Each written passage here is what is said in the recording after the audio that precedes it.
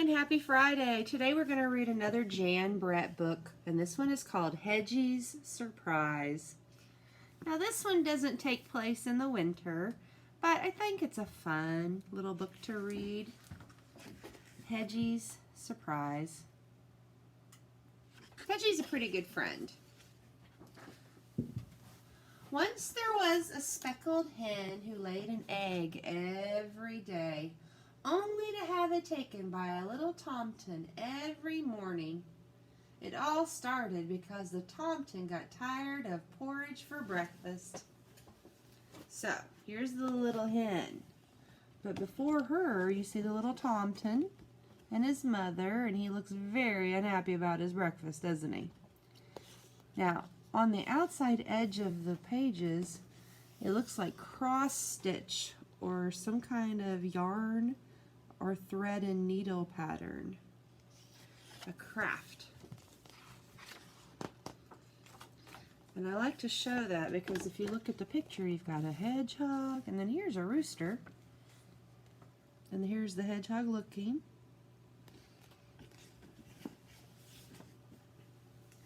Each morning the rooster crowed as the sun came up, and Henny knew the tomtin was on his way.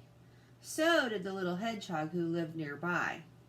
The tomtin always called out to her, "Henny, have you got a little yummy for my hungry, hungry tummy?"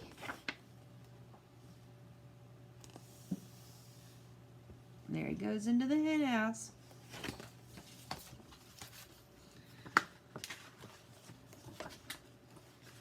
The tomtin climbed into the hen house, took Henny's warm, smooth egg, and ran off to cook it in his little kettle, sprinkle it with salt, and gobble it down. Then he fell fast asleep in the hayloft until evening.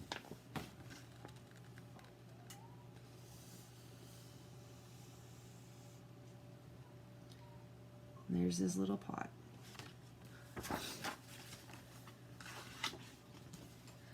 Henny didn't like the tomtin taking her eggs, but she put up with it until one morning, when she saw Goosey sail forth, smiling and bowing, with a stream of piping goslings following her.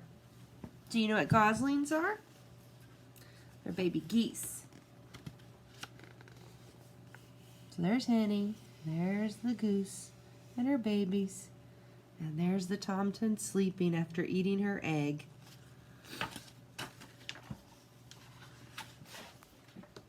"Oh my," Henny clucked. "Where did all those little ones come from?" "My eggs are hatching," crooned Goosey. "Here comes the last one now." From that moment on, Henny wanted a brood of peeping chicks of her own. But how could she stop the tomtin from taking her eggs?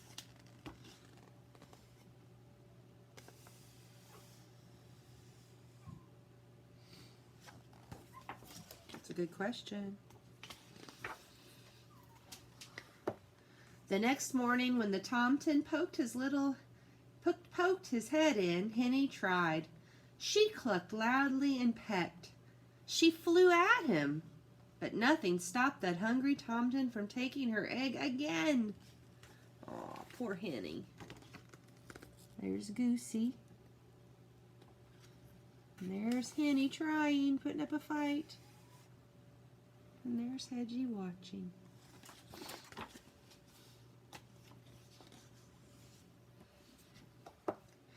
No eggs, no chicks, no peeping babies.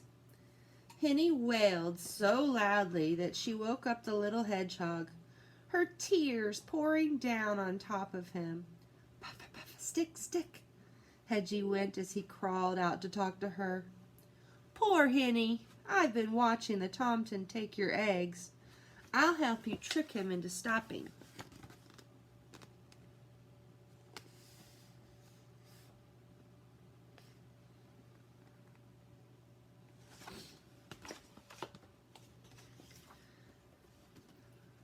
The next morning, when the rooster crowed, there was the tomtin. "Henny, have you got a little yummy for my nearly empty tummy?" Henny and Hedgie were ready. The Tomten reached for an egg and pulled out an acorn. Said the Tomten. What's this? And off he went to try it. The acorn was tasty, but it didn't fill him up, and he awoke in the middle of the afternoon grumpy. So here's Hedgie rolling in an acorn. You see the acorns? And there's the Tomten waking up grumpy with an empty tummy. The next time the Tomten arrived looking for an egg, he found a bright red strawberry. It looked bigger than the acorn, so he ran off to cook it. The strawberry was jammy and sweet, but it only filled up the Tomten a little more than the acorn had, and he woke up early.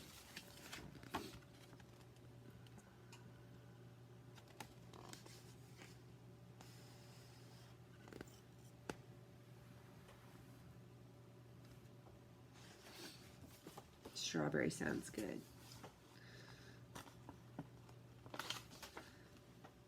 The sun had just come up when the Tomten was at the hen house again, his stomach roaring with hunger. Pushing Henny aside, he grabbed for an egg, only to find a delicious-smelling mushroom. He raced off to cook it, and as scrumptious as it was, he woke up with his little tummy growling for more.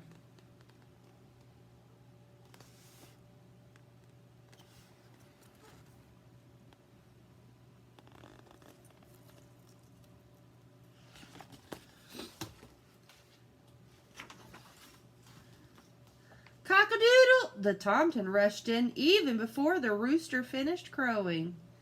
Henny, have you got something for my hollow tummy? This time he found a smooth, round potato, even bigger than an egg.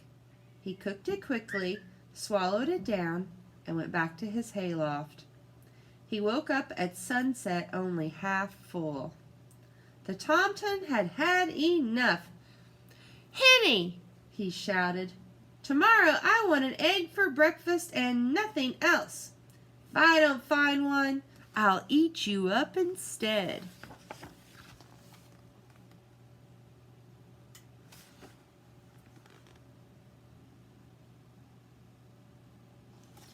Oh, he's angry. Henny was scared. The Tomten had been tricked by an acorn, a strawberry, a mushroom, and a potato. How could they fool him again? Don't worry, Henny, Hedgie told her. Now it's time for my surprise. And he whispered in her ear. All night, Henny waited on her nest and Hedgie on his. As soon as it began to get light, Hedgie gently covered his nest with straw and got ready for the surprise. What do you think the surprise is going to be? They look tricky. Henny and Hedgie could hear that Tomten's stomach rumbling like thunder a mile away. He burst into the hen house, pushed Henny aside, and grabbed. Ow! He howled. Ow, ow! Puffa, puffa, stick, stick. He had clutched Hedgie all closed up in a tight round ball of needle-sharp prickles.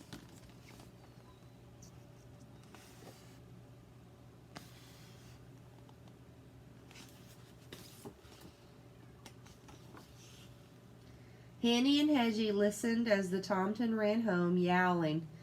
Thank you, Hedgie, Henny said, looking at her dear friend. I'm sure that Tomten won't be back here again for breakfast. But what I can't figure out is, where have you hidden my eggs?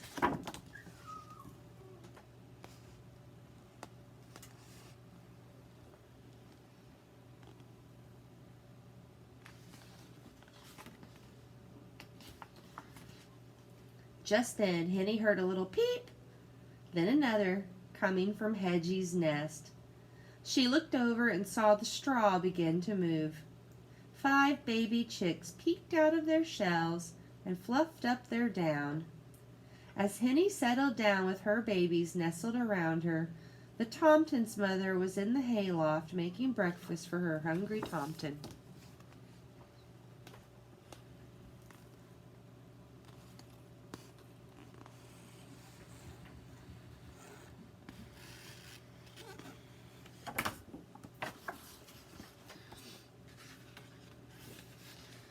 Hedgie, Hedgie, Hedgie, you are full of surprises, Henny cried as she led her baby chicks out into the sunshine.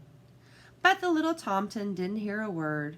He was sound asleep, his tummy full of tasty porridge.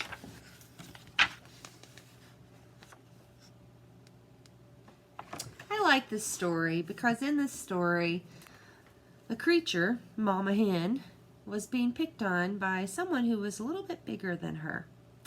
And she didn't have a lot of choices in the matter because she couldn't take on the Tomton by herself. So Hedgie, her friend, helped stick up for her and solve a problem for her. And I thought that that was a pretty nice thing to do. I hope you have a good day. And I hope you've enjoyed some Jan Brett books this week. She has written a ton of books. And many of them are wintry books. But the one that I saw the other day that I'd never seen before is called Cozy. And I thought, wow, that looked like a good one. But I didn't get that one ordered because it was a little more money than I wanted to spend. But if you see the book Cozy by Jan Brett, I recommend you check it out. I'm excited to one day. Have a good day. Bye-bye.